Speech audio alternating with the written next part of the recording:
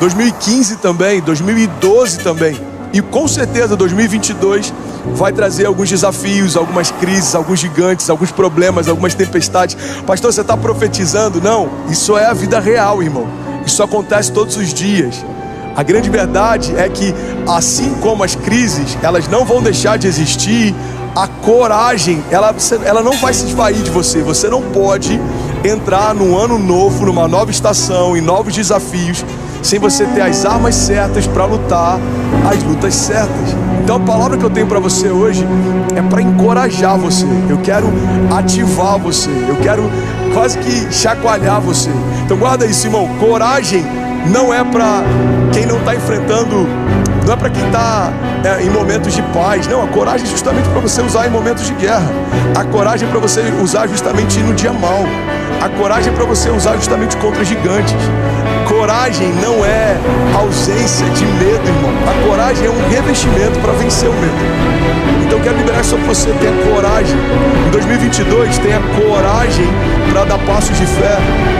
Tenha coragem para deixar de ter uma fé teórica que fala para todo mundo: vai ficar tudo bem, Deus sabe de todas as coisas. E começa a ter coragem para entender que esse vai ficar tudo bem, Deus sabe de todas as coisas, é uma boa resposta para outros, mas tem que ser uma boa resposta para você também. Coragem para entender que não em Deus também é resposta. Coragem para entender que ninguém vai facilitar para você, e isso é bom. No final das contas, um mar calmo nunca fez um bom marinheiro, irmão. Coragem para você aceitar quem você é e parar de tentar se comparar e tentar ser quem você não é.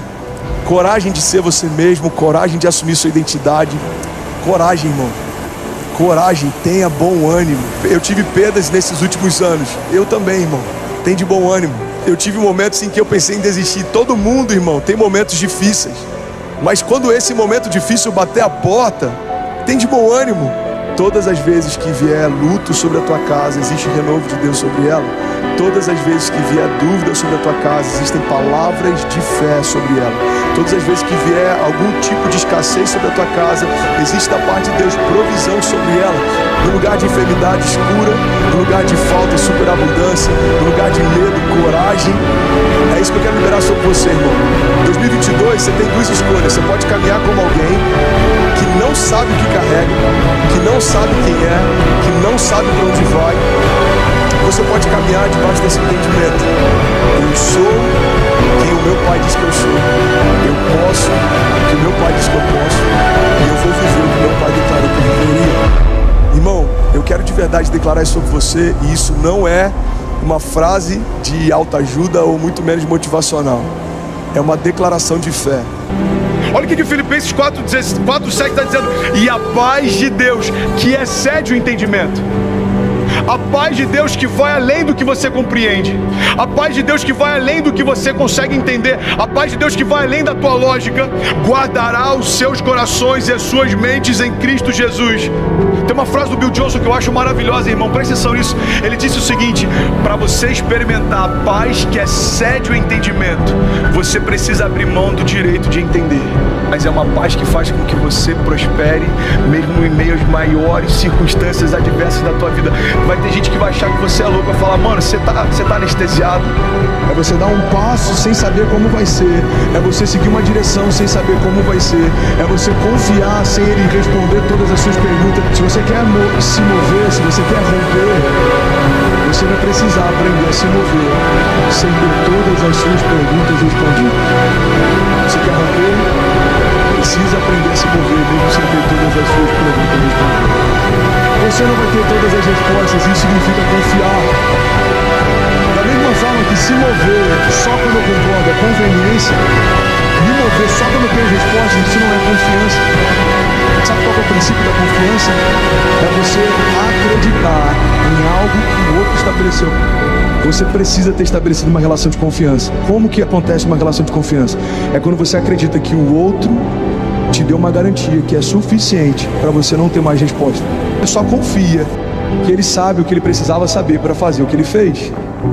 Agora, quando é o próprio Deus que te convida para viver algo, irmão, a garantia é Ele.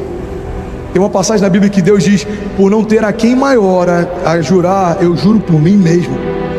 Deus está dizendo: eu sou a sua garantia. Se eu disse que vou fazer, eu vou fazer. Se eu disse que vou abrir, eu vou abrir. Se eu disse que vai acontecer, vai acontecer. Deus, qual é a minha garantia? Eu sou a sua garantia. Você sabe o que significa promessa? Promessa, um dos significados de promessa é garantia. Então uma promessa feita por Deus é uma garantia dada por Deus. Irmão, vamos ser sinceros, olha para mim. Se a gente não puder confiar numa garantia que o próprio Deus deu, a gente vai confiar em quem?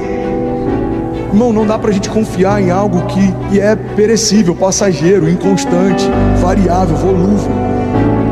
Mas a verdade é que tem muita gente colocando a sua confiança naquilo que é momentâneo e não consegue colocar a sua confiança naquilo que é eterno. Deixa eu te dar uma chave. Não confie plenamente naquilo que não é plenamente confiável.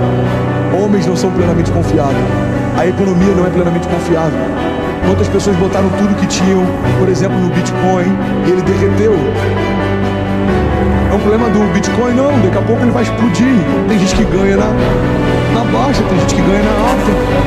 O mercado financeiro, e tá tudo bem você querer se mover no mercado financeiro. O problema é quando toda a tua confiança é depositado em algo que não é plenamente confiável. A Bíblia diz que maldito é um homem que confia em outro homem e faz dele a força do seu braço. A Bíblia não está dizendo que a gente não pode confiar em homens. A Bíblia está dizendo que você não pode confiar a ponto de fazer dele a sua força. Que eu preciso me mover sem concordar. Eu preciso me mover mesmo sem ter as minhas perguntas respondidas. Se você não acredita, ninguém acredita. Se você não vê potencial em você, ninguém vai ver. Você precisa acreditar no potencial que Deus colocou dentro de você. Você precisa acreditar que tudo que você precisa para viver o seu destino profético já está em você. Tem gente que fica esperando o céu, Deus me dá. Deus fica olhando, tu não sabe de nada, rapaz. Antes de tu nascer, eu já tinha depositado tudo dentro de você. Ei, antes do seu nascimento, Deus já tinha preparado seu enxoval. Já está tudo aí em você. O que você precisa? Acreditar. Está tudo dentro de você, a capacidade, o potencial. Basta você acreditar. Você precisa acreditar. Ei, olhe para dentro de si. Eu queria que você conseguisse ver uma foto do potencial intacto que existe dentro de você. Você é filho, filha de Deus. Quando Deus nos fez, Ele sonhou com a gente.